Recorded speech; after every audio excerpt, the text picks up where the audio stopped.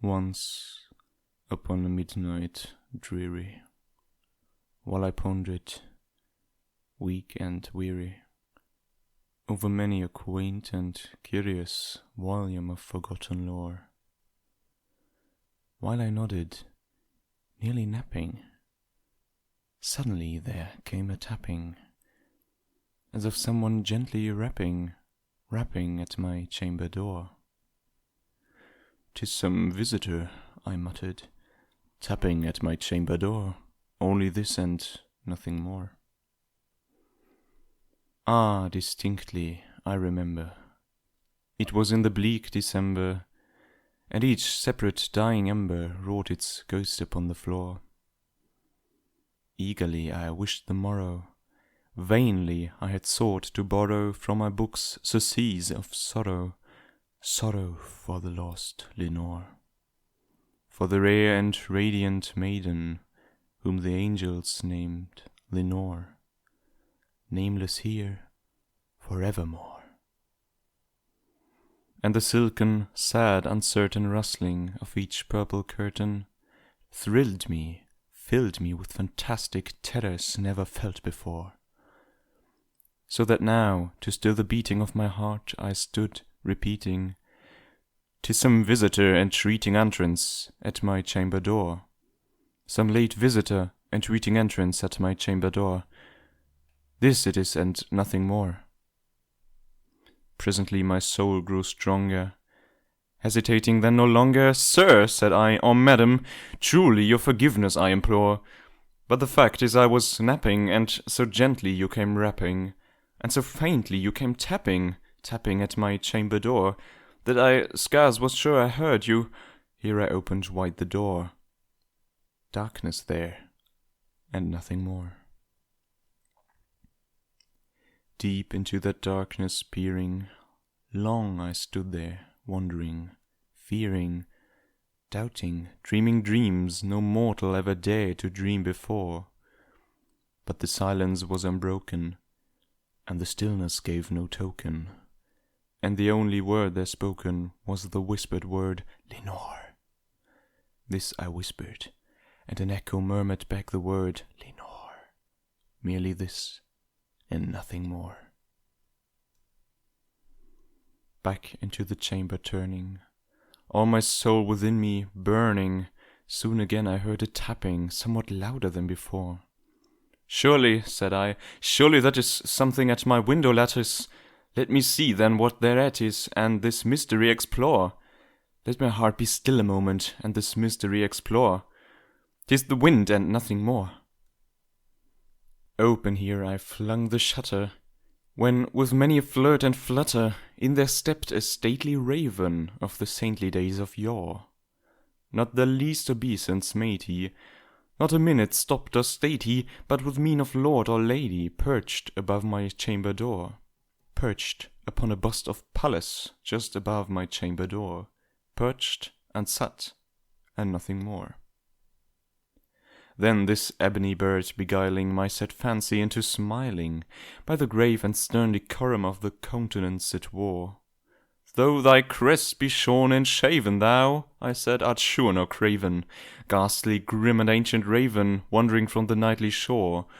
Tell me what thy lordly name is on the night's Plutonian shore." Quoth the raven, "Nevermore."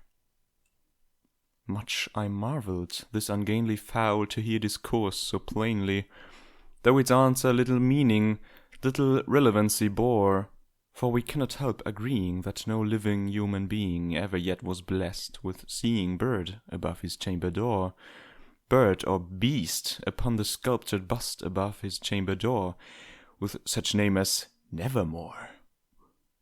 But the raven, sitting lonely on the placid bust, spoke only that one word, as if his soul in that one word he did outpour. Nothing farther than he uttered, not a feather than he fluttered, till I scarcely more than muttered, "Other friends have flown before.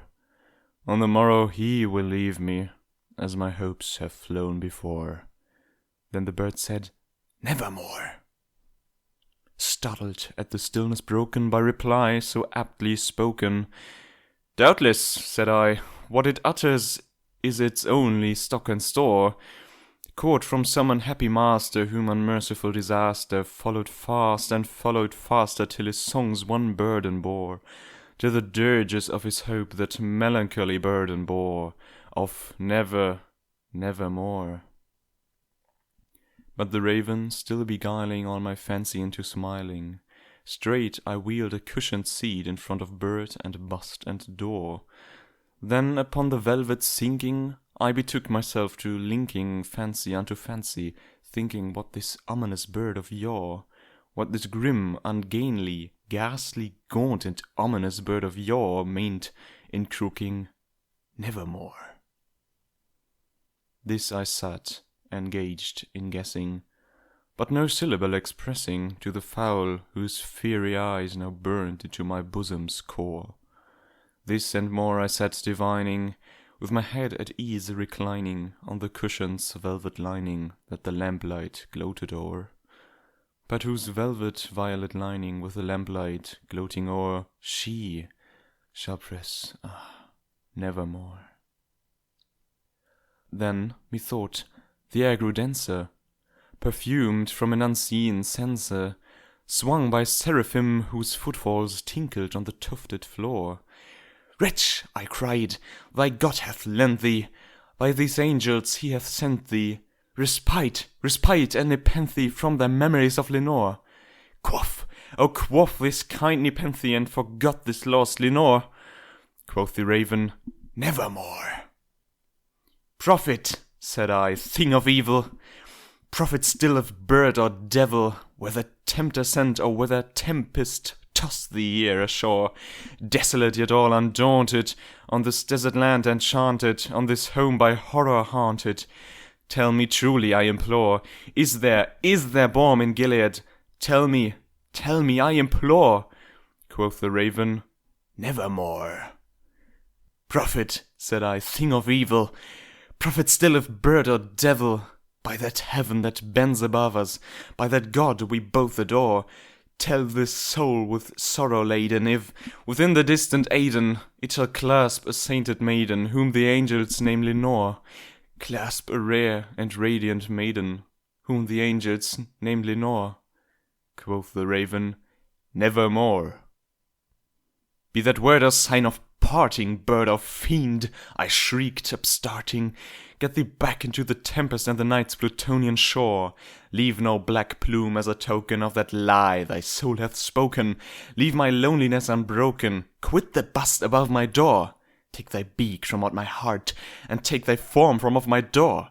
Quoth the raven, "Nevermore." And the raven, never flitting, still is sitting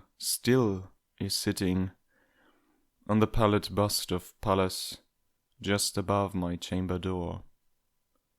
And his eyes have all the seeming of a demon's that is dreaming, and the lamplight o'er him streaming throws his shadow on the floor. And my soul from out that shadow that lies floating on the floor shall be lifted nevermore.